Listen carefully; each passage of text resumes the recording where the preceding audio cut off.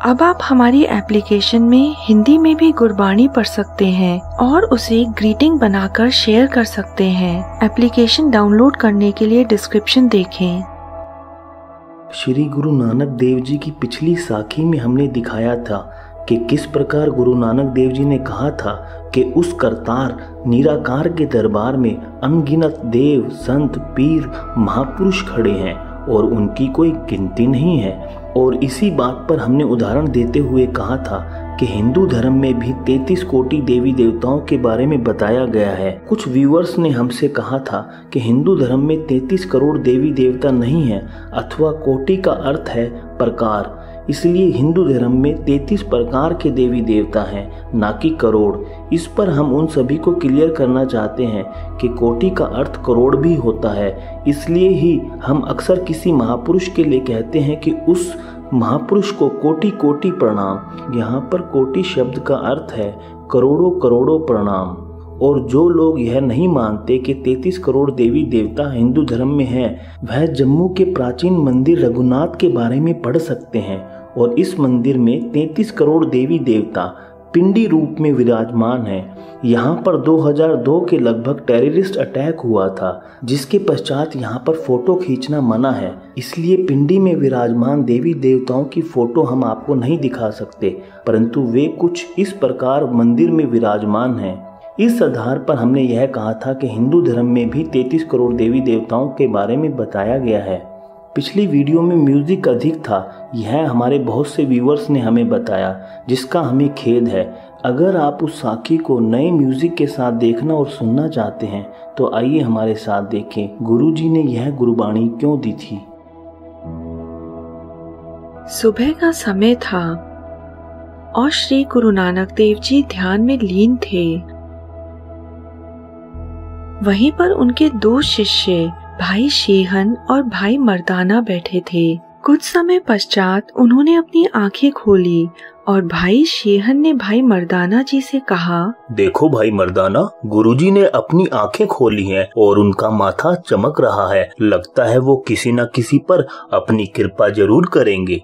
सही कहा तुमने, गुरुजी कई तरह से अपनी दया लोगों पर करते हैं। कभी वो अपनी कृपा लोगों की भीड़ पर करते हैं तो कभी वो उन पर कृपा करते हैं जो पहले से ही भक्ति के रास्ते पर चल रहे हों। कभी वे बेहद ही ज्ञानी संत जो अपने आप में यह मानते हैं कि उन्होंने प्रभु को पा लिया है, परंतु असलियत में झूठ और आडंबर में फंसे हैं, उनको ज्ञान देते हैं। वे लोगों की गलत धारणाओं को दूर कर कर उन्हें सही राह पर लेकर आते हैं। कभी वे ऐसे लोगों को ज्ञान देते हैं जो किसी मठ या दरगाह के प्रधान हैं, परंतु घमंड और लोगों के प्रति दुर्भावना लेकर जी रहे हैं। और कभी वो डाकू, लुटेरों, अपराधियों पर अपनी कृपा कर कर उन्हें परमात्मा की राह दिखाते हैं। हम नहीं जानते आज वह क्या करिश्मा करेंगे।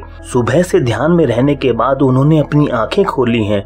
इतने में ही गुरुजी आ गए और बोले, चलो यहाँ से चलना है, तैयारी कर लो। गुरुजी कहाँ जाना है? नजदीक ही एक कस्बा है और एक व्यक्ति गलत धारणाओं में फंसा है। गलत धारणाएं ऐसी हैं मानो बहती नदी में किसी ने बांध लगा दिया हो और जब तक बांध को हटाया नहीं जाएगा नदी नहीं बहेगी। उस व्यक्ति की हालत भी ऐसी ही है जैसी नदी की, और जब तक उसकी गलत धारणाओं को खत्म नहीं किया जाएगा वह अपने रास्ते पर नहीं आ सकता। सभी नगर में पहुँचे। उन्होंने वहाँ लोगों से पूछा, भाई यहाँ वीरन मल्हार कहाँ रहते हैं? बस अगली ही गली में भाई। सभी वीरन मल्हार के बाग में पहुँचे। वीरन मल्हार उन्हें देखते ही खड़ा हो गया और हाथ जोड़कर बोला, आपका बहुत बहुत स्वागत है। गुरुजी बोले, करतार कृपा करेंगे। तुरंत ही उन्होंने गुरुजी के बैठने के लिए आसन बिछा दिया। गुरुजी ऊपर बैठ गए और बाकी सभी नीचे बैठ गए। वीरन मल्हार, कहो तुम्हारी तपस्या कैसी चल रही है? मैं तो एक गरीब किसान हूँ, मैं भगवान के बारे में क्या जानूं? भाई मर्दाना जी ने वीरन मल्हार को राय देते हुए कहा, भाई अपनी बात खुलकर रखो, जो पूछना चाहते हो बेहिजक पूछो। भाई ये संत कौन है? भाई ये नानक निरंकारी हैं। मैं बहुत भाग्यशाली हूँ कि ऐसे संत मेरी कुटिया में पधारे और मुझे साक्षात दर्शन दिए। मेरे मन को एक प्रश्न बेचैन कर रहा है। गुरुजी ने कहा, पूछो, बेहिचक पूछो। गुरु साहिब, मैंने सुना है कि आप हिंदू और मुस्लिमों में फर्क नहीं करते और मैं जब भी अपने घर पर होता हूँ तो मैं एक परमात्मा को ही सिमरता हूँ, परंतु जब मैं मस्जिद में जाता हूँ तो वे कहते हैं कि सिर्फ मुस्लिम ही मस्जिद में आ सकते हैं, हिंदू नहीं, और वे कहते हैं ईश्वर एक ही है और उसके द्वार पर मोहम्मद साहिब ही दोस्त हैं और मोहम्मद साहिब के पश्चात किसी को भी परमात्मा के दरबार में स्थान नहीं मिला। वे राम और कृष्ण को नहीं मानते और कहते हैं अगर वे हैं भी तो एक परमात्मा के द्वार पर उनको भी स्थान नहीं मिला हुआ।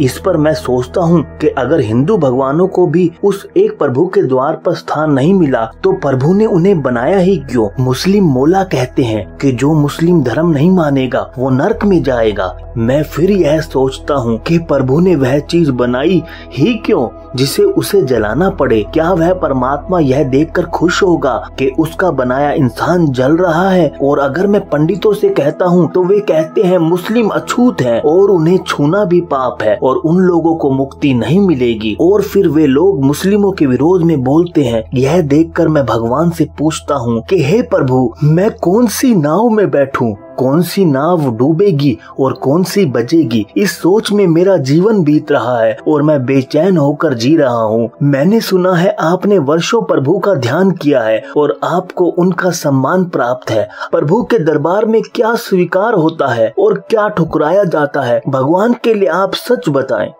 ओ मेरे प्रिय, सच्चाई तो यह है जैसा आप बोगे वैसा ही आप काटोगे। मन को शांति तभी मिल सकती है जब आप यह मान ले कि जो कुछ हो रहा है वह प्रभु की इच्छा से हो रहा है और जो भी वह कर रहा है वह अच्छा कर रहा है। जो बिना प्रभु के नाम के जी रहे हैं वो अहम में जीते हैं, अपनी मैं में डूबे हुए हैं। हे गुरुवर, आप उस प्रभु के प्यार में रंगे हैं। आप मेरे दिल से वह कांटा निकाल दो जो मुस्लिम मौलवियों ने छेद दिया है और हिंदू पुजारियों ने उसे बाहर नहीं निकाला। आप इसे बाहर निकालें। आप बताएं किसे भगवान के दरबार में जगह मिलेगी? हिंदू और मुस्लिम दोनों ही यह मानते हैं कि इस संसार को उस करतार ने बनाया है, इसलिए करतार रचने वाला है, यानी सभी कुछ उसने बनाया है और जिनको उसने बनाया है वो उस परमात्मा के बच्चे हैं। तुम ही मुझे बताओ, तुम्हें अपने बच्चों में कौन सा बच्चा ज्यादा प्यारा लगता है? मुझे तो गुरुवर अपने सभी बच्चे प्यारे लगते हैं, परंतु जो गुणी होता है वह बच्चा थोड़ा ज्यादा प्यारा लगता है। हम परमात्मा को देख नहीं सकते, परंतु यह जरूर जानते हैं कि जो कुछ भी है वह सभी कुछ उस परमात्मा ने बनाया है और हम सभी उस परमात्मा के बच्चे हैं और उस परमात्मा की नजर में हम सब एक समान हैं, जैसे हमारी नजर में हमारे बच्चे होते हैं। बिल्कुल सही कहा आपने, परंतु यह बात तो धरती और आम इंसान की हुई। अब मुझे उन ईश्वर के रूपों के बारे में बताएं जिन्हें हम पूजते हैं। प्रभु को अपना कौन सा प्रोफेट या नबी या रूप प्यारा लगता है? प्रोफेट मोहम्मद साहिब, श्री राम, श्री कृष्ण या कोई और?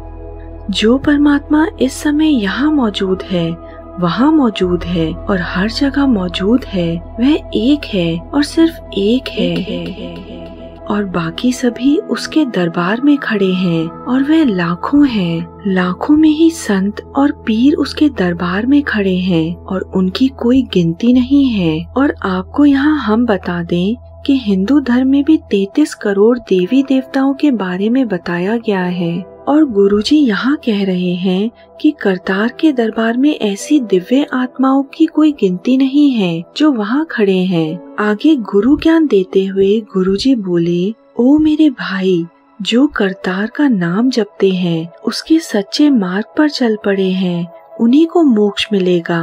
अगर आप भी उसके बताए मार्ग पर चलोगे तो ही आपको मोक्ष मिलेगा। जिन करोड़ों की बात मैंने यहाँ की, उन्होंने प्रभु के नाम को सिमरा और अंत में मोक्ष पाया और जिन्होंने नहीं जपा उन्हें मोक्ष प्राप्त नहीं हुआ। और अगर हम बात करें परमात्मा की तो वह एक है और सिर्फ एक और दूसरा कोई नहीं है और ना ही कभी होगा।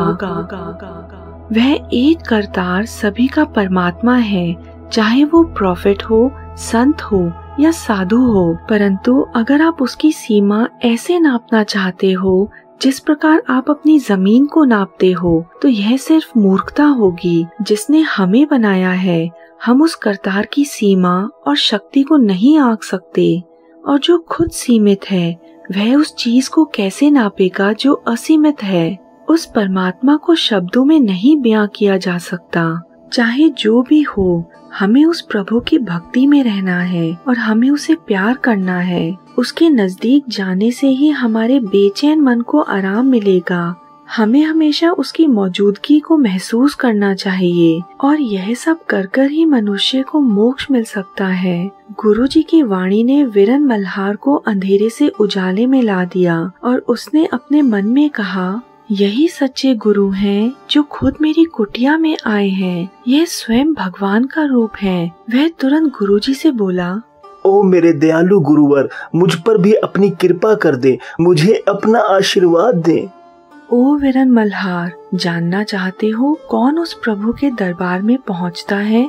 तो सुनो, जो अपनी 5 इंद्रियों पर काबू रखता है, यानी काम, क्रोध, लोभ, मोह और अहंकार पर अपना काबू रखता है, जो अच्छे लोगों की संगति में रहता है, जो संतों के बताए मार्ग पर चलता है और तत्पश्चात संत बनता है, उसका प्रभु के दरबार में स्वागत होता है। परंतु कोई संत कैसे बने?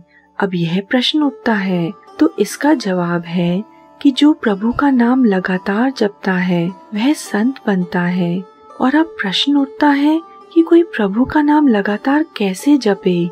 तो इसका जवाब है कि सत्संग में जाकर, उस स्थान पर जाकर जहाँ प्रभु का नाम जपा जाए, मनुष्य प्रभु का नाम जपने का अभ्यास कर सकता है।